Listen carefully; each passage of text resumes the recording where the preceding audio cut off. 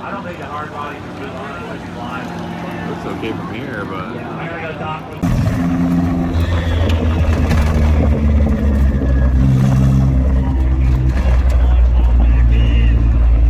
Yes.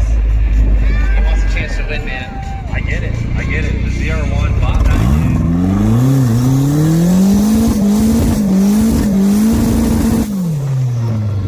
Hell yeah. Solid burnout. That zr1 is a unit.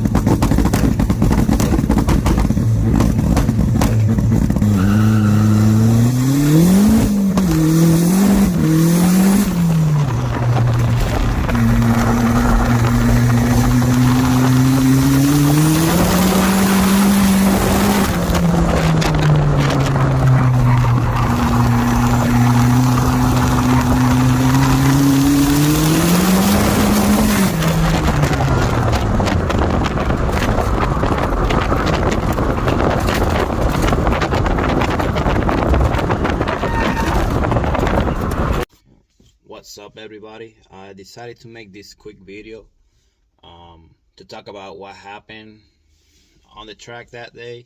I kind of feel bad for the guy on the Corvette. Just want to let you all guys that I didn't do that on purpose, and it was not my intention to cut in front of him. I really didn't know he was like right there. He was in the back tire. So as I'm taking the final turn, as I'm taking the second turn, I realized that he was behind. On the straightaway, I looked at the mirror and he was behind. Once I'm taking that last turn, I'm just focusing on getting the truck to get as much grip as possible and focusing on the finish line. And as I'm taking the turn, I'm oversteering a lot too much, so the truck just started to slide up little by little. So I just kind of like straight it out a little bit, so when I floated, the truck is straight and ready to go.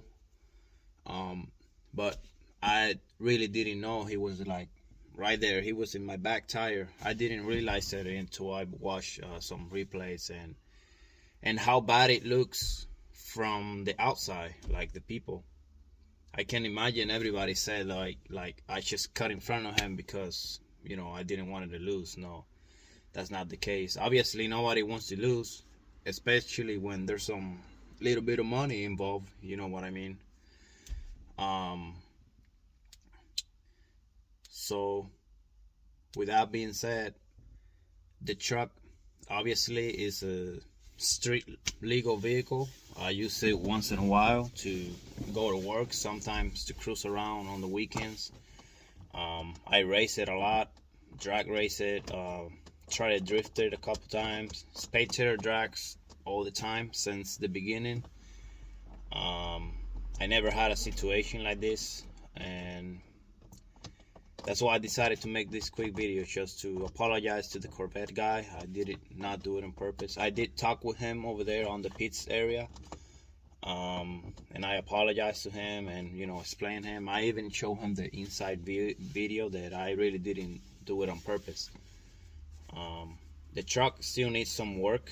I'm gonna put some new suspension in the front, some coilovers to help me with that bouncing all the way around the track. Another thing I'm gonna be fixing is the rear end of the truck is actually sliding. The rear end, the whole rear end is off of center of the truck, just because so hard you're trying to take that turn.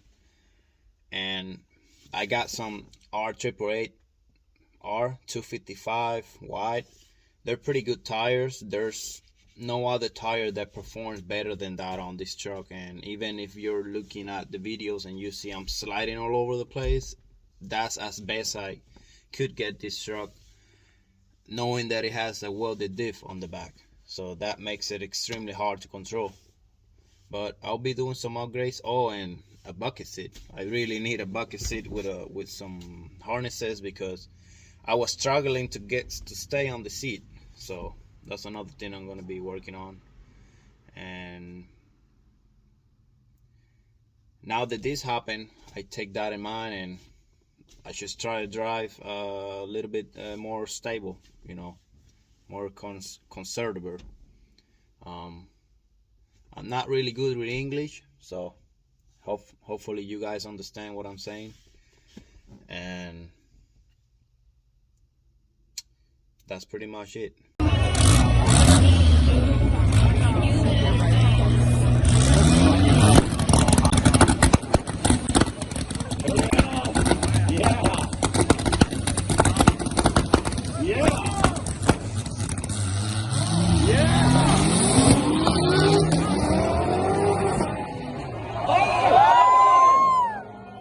Give it the hardbody and hands on the back straight.